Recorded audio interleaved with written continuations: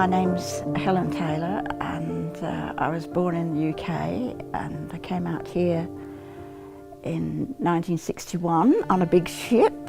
Well, my husband and I had been married for 2 months, and it was his idea to come to Australia, and I was always rather adventurous and loved travel.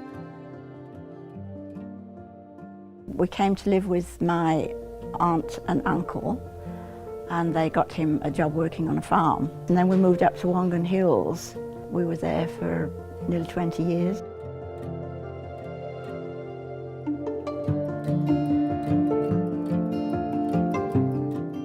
Well, my husband had always wanted to live on the coast, and our children were growing up. We'd borrowed a caravan from my uncle and auntie, and we were coming home, and we said we'd better clean it up because we had 3 kids and a dog in it.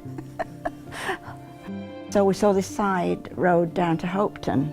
We said we'd go there, and that was it. We just fell in love with the place.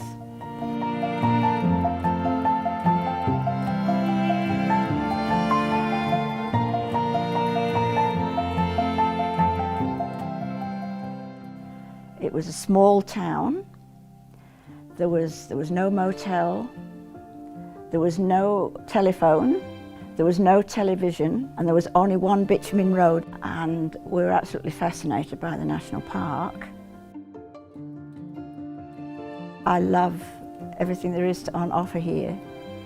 My interests are the choir and the bush and writing.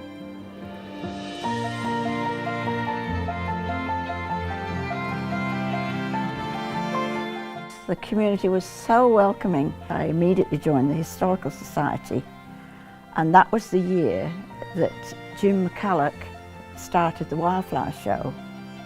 So I was in it right from the ground floor.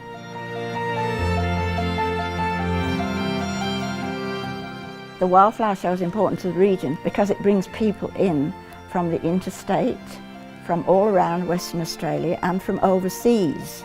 It's an economic thing too. These people bring new money in, and then the profits go to the Historical Society to run the museum.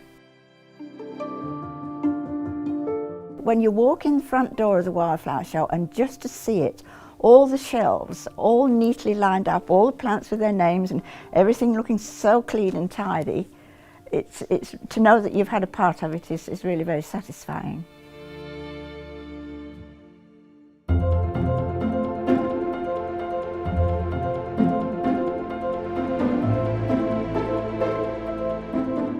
I'm absolutely awestruck by the Australian plants, however they survive in such harsh conditions.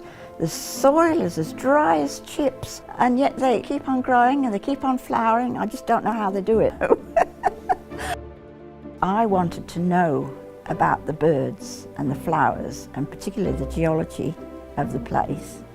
I organised field study weekends. We'd get somebody down from Perth who knew what they were talking about, and we'd all go out there and have a weekend. And those were just wonderful times.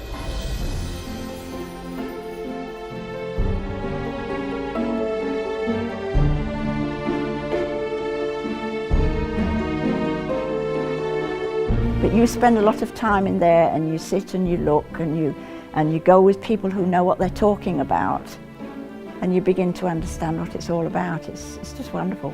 It helps you understand what your place is in the scheme of things.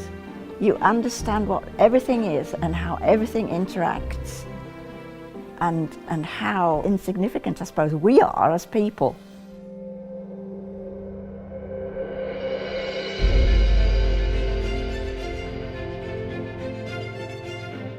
I think that living in such an isolated place, people tend to get together and do things because nobody's going to do it for you, you know, the money's not available.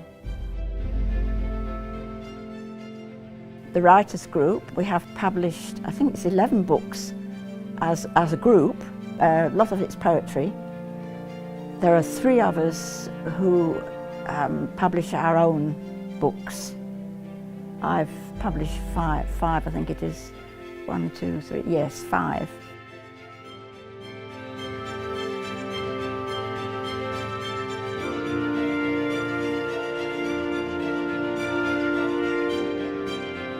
Well, singing with the Quail Choir, I just love. I'd give everything away apart from singing. And I've got lots of close friends. We sing on Australia Day, we sing on Anzac Day, we do a carol service at the end of the year. Quite often we're asked to perform at functions, as diverse as funerals and other things, you know.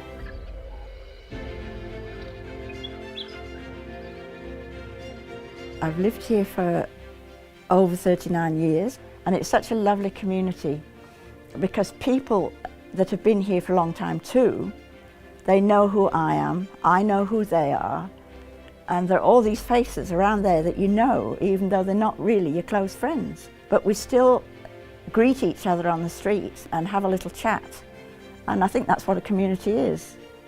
Hopetoun is a place that I never want to leave because it has so much. It's got the beach and the ocean and the bush and the estuaries and the geology and the people.